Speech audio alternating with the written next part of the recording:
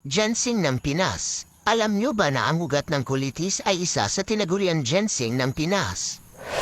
At kapag ginseng ang pag-uusapan, nauugnay ito sa mga iniinom natin mga kapsula upang mapaboost ang ating enerhiya, lalo na sa pagdating sa usaping lupaypay ka na at wala ng kakayahan pagdating sa usaping pribadong buhay mag-asawa. Well. Huwag nang magatubili pa. Huwag nang pakimi-kimi pa. Ito ay natural, libre at nahahanap lang sa bakuran mo pa. At kung gusto mong malaman at matuklasan, halika, tapusin mo ang videong ito at para malaman mo ang katuturan ng nilalaman ng tinaguriang ginseng ng Pinas.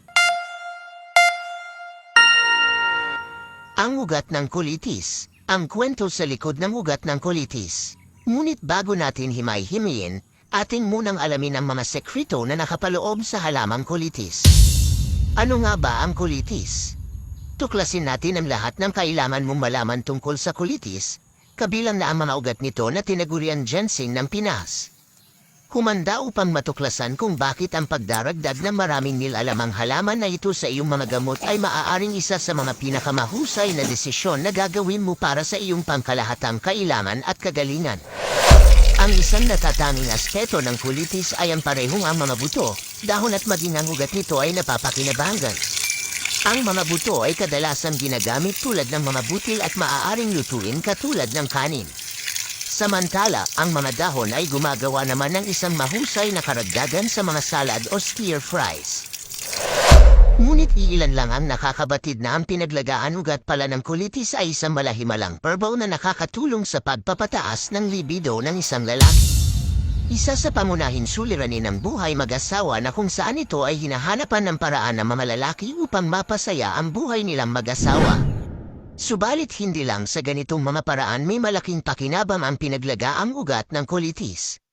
Maliban sa tinaguriang ginseng ng Pinas at talagang nakakatulong sa buhay mag-asawa, ang pinaglagaan ugat din ito ay isa rin nakakatulong at totoong may pakinabang at nakakagamot din ito sa iba't ibang uri ng karamdaman.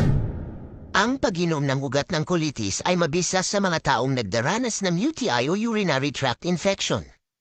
May kakayahan din itong linisin ang ating atay at kidney at makakaiwas tayo sa mga malalang karamdaman. Mabisang pamalis din ito ng mga toxins sa ating katawan at maiiwasan ang pagkakaroon ng sakit sa balat pati na ang mga eczema at skin allergies. Epektibo rin ito sa mga taong may prostate cancer na di pa gaanong kalala at ganun din sa may mga sakit na tulo o STD. Malaking tulong din ito para sa mga kababaihan na may di kaaya-ayang amoy sa kanilang pribadong parte dulot ng impeksyon. Sa mayroong diabetes at may problema sa presyon ng kanilang dugo ay malaking tulong ang pinaglagaan nito. Mahusay din ito sa mga nagdudumi na may kasamang dugo, pagsusuka na may dugo, at pagdulugo ng ilong. Para makuha ang benepisyo ay kumuha ng ugat ng colitis, hugasan mabuti at pakuluan sa 3 baso ng tubig sa loob ng 3 minuto at inumin ito habang mainit-init pa. Ulitin lang ang prosesong ito hanggang bumuti ang pakiramdam. Sana ay nakatulong at kung nakatulong man, follow for more healthy tips.